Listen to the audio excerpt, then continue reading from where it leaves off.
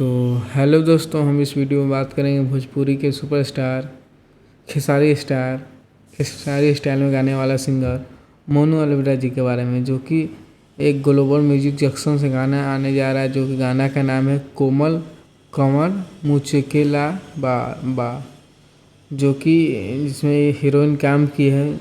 इसमें पहली बार किसी भोजपुरी इंडस्ट्री में एल्बम में 5 हीरोइन काम की है, जो कि फर्स्ट नाम है महिमा सिंह, दूसरा पारू यादव, तीसरा त्रिसाकर मधु, चौथा परवी गिरी और पाँचवा है भानु डी ग्रेट।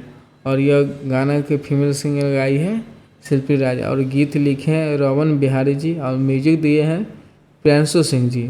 तो दोस्तों, ग्लोबल म्यूजिक से गाना आने जा रहा है, जो कि गाना का नाम है कोमल कमल मुचकेला बा।